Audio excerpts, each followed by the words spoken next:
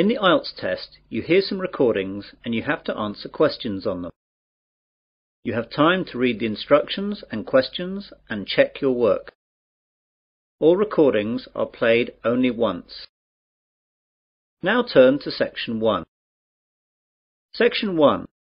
You will hear a conversation between a man and a woman discussing the loss of a bag on board a plane. First, you have some time to look at questions 1 to 5.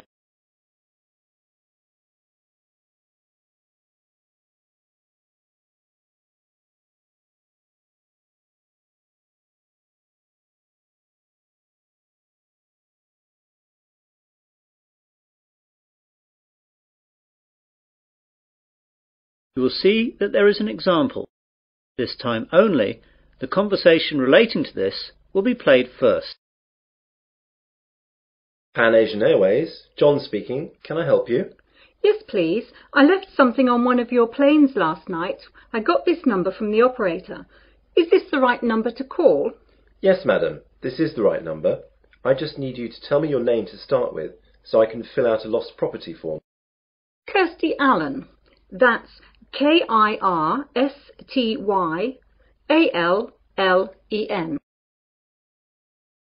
So, Kirsty is the correct answer. Now we begin. You should answer the questions as you listen, as the recording is not played twice. Listen carefully to the conversation and answer questions 1 to 5. Pan Asian Airways, John speaking. Can I help you? Yes, please. I left something on one of your planes last night. I got this number from the operator. Is this the right number to call? Yes, madam. This is the right number. I just need you to tell me your name to start with, so I can fill out a lost property form. Kirsty Allen. That's Kirstyallen. Right, I've got that. Now, what happened last night? Well, I was on a flight last night from New York to London that landed at 12:30 a.m. We were delayed a while in New York, so that when we eventually landed, I was so tired that I accidentally left my handbag on the plane. Did you report this to anyone last night? No, I'm afraid not. I didn't notice until I got home, and then it was really too late to phone. Very well, madam. Let me take a few details for this form, and I'll see what I can do. OK, so the name is Kirsty Allen. And what's the address, please? 48 Wyndham Road, Richmond. The postcode? R16GH7. Good, I've got that. Now, your telephone number? Well, my home number is 020-8927-7651. And my mobile is 07754-897-432. I'm sorry, I didn't catch the second one. What was the mobile again? 07754-897-432. Thanks. Now, do you know the flight number of the plane you were on last night? Oh yes, hang on a second. I've got my boarding pass stub right here. The flight number was PA356. No, I'm sorry, PA365. That's it, 365. And does the boarding card stub say what seats you had? Oh yes, it was E6.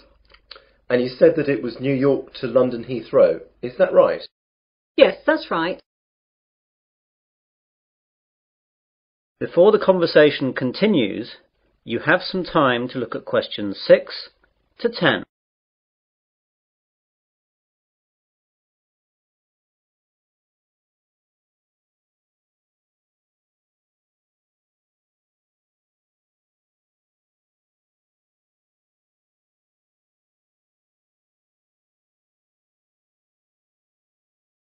Now listen carefully and answer questions 6 to 10. OK then. Now, I have to take some details about the bag that you lost. It was a handbag, yes? That's right. Could you describe it to me? Well, I guess it just looks like any regular handbag. It's very dark red with black handles, and the catch on the top is gold-coloured. Does it have any distinguishing marks? Not really. It's quite new, you see, so I haven't scratched it or anything. It's got a brand name, but that's just inside the bag when you open it, under the catch. OK. Now, can you tell me what was inside the bag? Quite a few things, actually. Not my passport, of course, or I would never have got out of the airport. My purse is inside, and that's got about $200 and about £70 cash. There is also my credit card and some membership cards. Good. I'll just write that down. Anything else in the bag? A small paperback that I was reading, some makeup, my work keys, but not my house keys, thank God, and a couple of pens. Have you informed the police about the loss of the card? Yes, and I've also cancelled the card with the credit company. Right.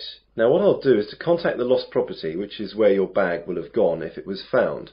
I'll give you a call back within an hour and tell you what the situation is. If you haven't had a call within an hour and a half, call back this number and ask for me. My name is John, OK? Yes, that's great, John. I'll speak to you later. Goodbye. Goodbye. That is the end of section 1. You will now have half a minute to check your answers.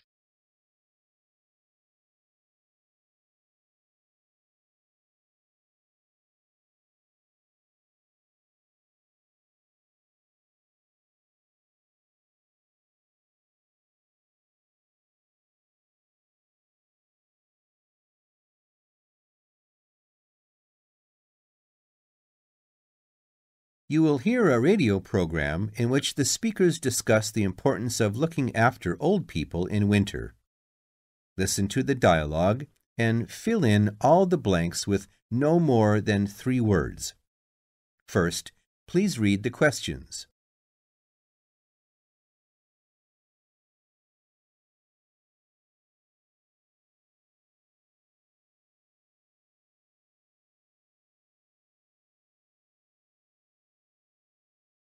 Now listen and answer the questions. Nobody likes cold weather, but for old people it can be particularly uncomfortable and dangerous. They can become cold without even noticing it. To keep warm, they may need help from friends and neighbors like you. To find out how we can help, we've invited a representative from the Social Service Department at the Town Hall to talk about the Winter Warmth Code campaign. Mr. Hastings, can I first ask you why it is so important to keep an eye on elderly people during cold weather such as we've been having lately? Yes. There are 2 main reasons. First, the old suffer from the cold more than the rest of us. They're not as active or strong as you and me, and it's harder for them to keep warm. This can lead to all sorts of complications. They have less resistance to infection. The quality of their lives is badly affected, and in extreme cases, they may need to be hospitalized. According to the newspapers, old people are actually dying of the cold. Is this true? I'm afraid it is. I said before there were 2 main reasons why we should keep an eye on old people. Well, the other major problem is that so many pensioners cannot afford to heat their homes properly. They may already be living in difficult circumstances. Then, in an exceptionally cold winter such as this one, they may just not have enough money to pay for the extra heating necessary. It seems terrible that in a society such as ours, this should be happening. It is. And what the Winter Warmth Code campaign aims to do is to bring this problem to the attention not only of the government, but of everybody else in society. We all have a duty towards our old people to make sure that they do not suffer in this cold weather. So now to the practical side of things. What can we do to help? Well, we all know someone old, a relative maybe, a neighbor, someone living round the corner. We should adopt that person and make sure that we spare a few minutes every day to check that everything is okay.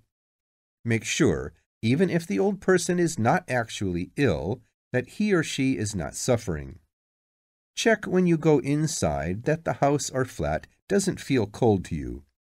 It's a good idea to try to feel some part of their body, like their face or hands. Old people can become cold without even noticing it, you know. Okay, and if a person is too poor to afford to heat the house or flat? The best thing then is for the old person to live in one room only, and to make sure that that one room is warm. Check that the bed is on an inside wall. Move it yourself if necessary. Check the room for drafts. A lot of cold air gets into the room through old windows or badly fitting doors. Is food important? Yes. Make sure that the old person is eating well. You could help by cooking for them or doing the shopping. Remember, a good hot meal a day makes a big difference. Also, make sure that they are well dressed.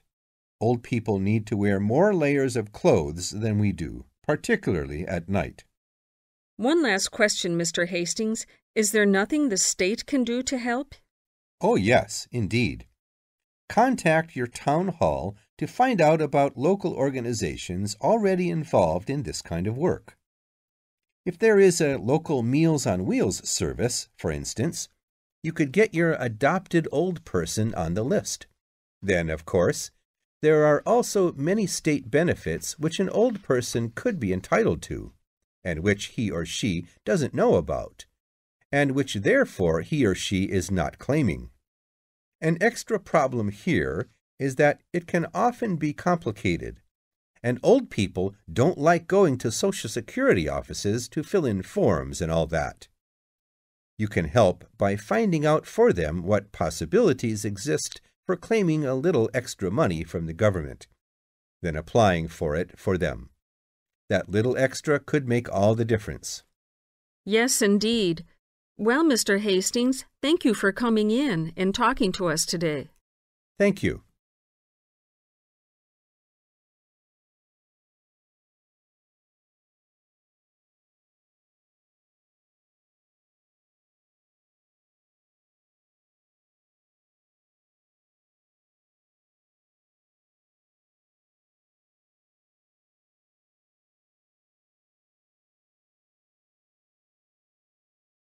Now turn to Section 3. Section 3. In this section, you are going to hear a conversation between Anne and Marcia. In the first part of this conversation, they are talking about the commands of training dogs. First, look at questions 21 to 25. Note the examples which have been done for you.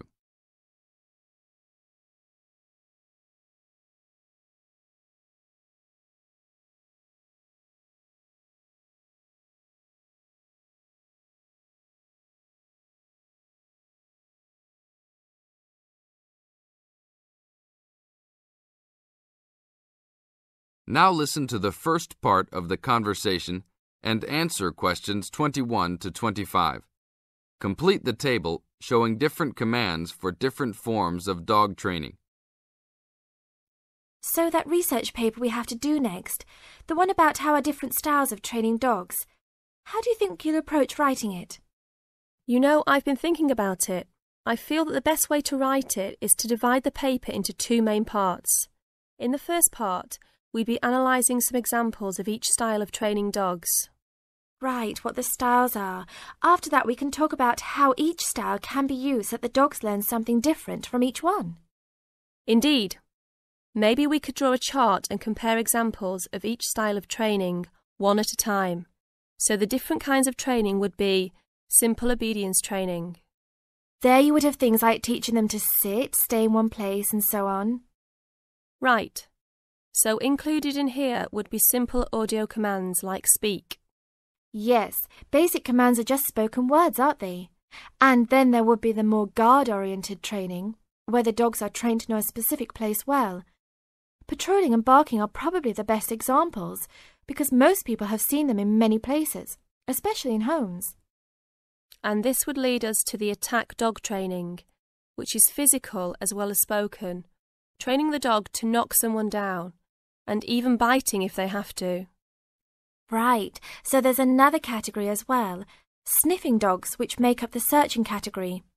I've read that in the UK, every major airport and government building has these dogs to search for all kinds of dangerous items. In the second part of the conversation, Anne and Marcia talk about all kinds of training and what kind of dogs they are suitable to. Look at questions 26 to 30.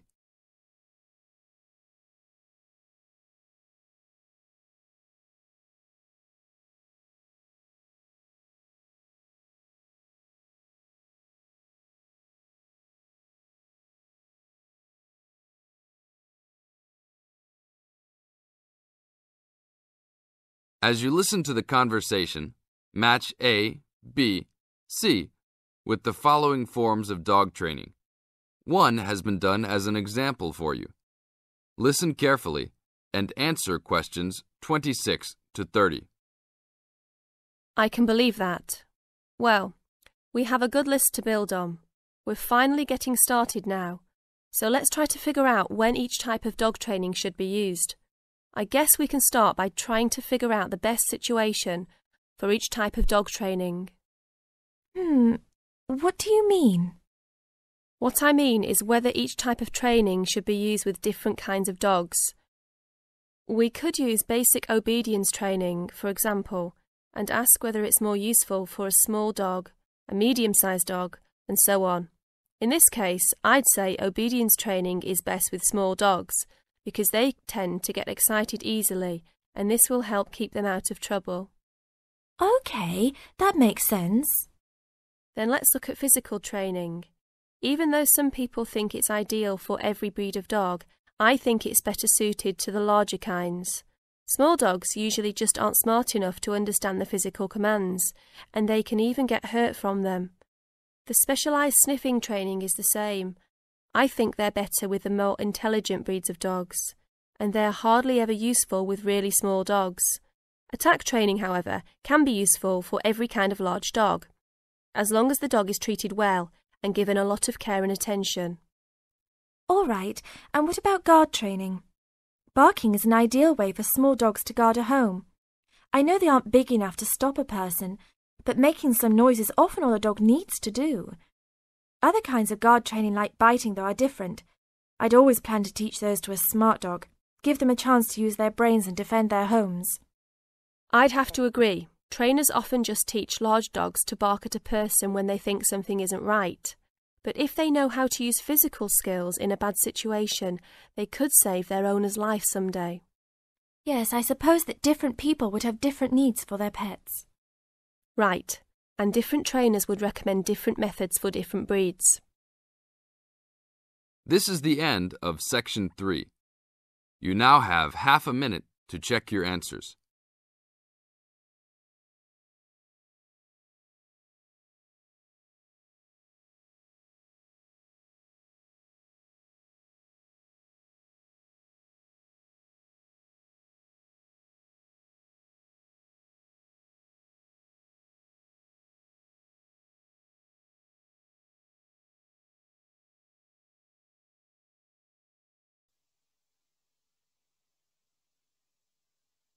Now turn to Section 4. Section 4. You will hear an extract from a talk about student health, and specifically about ways to avoid headaches. Listen to what the speaker says and complete the summary. First, look at questions 30 to 40.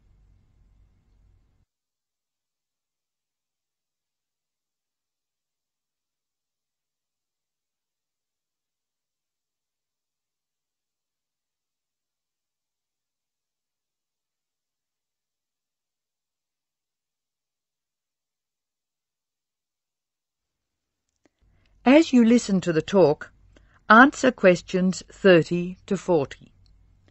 Complete the summary. Use words from the box. There are more words in the box than you need. Some words may be used more than once. Hello, welcome to the Student Orientation Programme. Today's session is on health issues, and this talk is about headaches and how to avoid them. It may surprise you to hear that headaches are often caused by hunger. In fact, one study suggested that 70% of headaches are related to hunger, which makes it the principal cause. The advice is simple. Eat 3 meals a day and try to keep to a fairly regular schedule of meals. People associate noise with headaches, and for most of us, excessive noise creates the conditions for a headache. Very loud noise is unpleasant, and people usually remove themselves from it. Having said that, younger people tend to tolerate noise better than their elders, so I may be leaving noisy places far earlier than you. Just remember that exposure to too much noise may predispose you to a headache. Of course, we all associate headaches with studying. In fact, the headache probably doesn't come from the studying so much as from being tense. When we study hard, we often hunch over our work. Try raising your shoulders and tensing them, and now relax. Can you feel how much more comfortable a relaxed stance is? Another thing, it's very important to check that you are working in a good light. It will not actually hurt your eyes to work in a bad light, but it will make you tired very quickly, and is very likely to give you a headache. What's more, if you have the book flat on a desk in front of you, it'll be harder to read, and you'll have to hold your head at an odd angle. It is wise to have a book rest, which raises the material you are reading 45 degrees to the desk.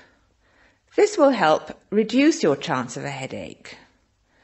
Try to relax before bed so that you will be relaxed when you try to sleep. A soak in a hot bath may be helpful. It's also important to really sleep when you go to bed. A good mattress is a wise investment for people who want to avoid headaches. This talk seems to keep coming back to tension. Tension may cause you to chew too forcefully, clench your jaw or grind your teeth, and this in turn may lead to headaches.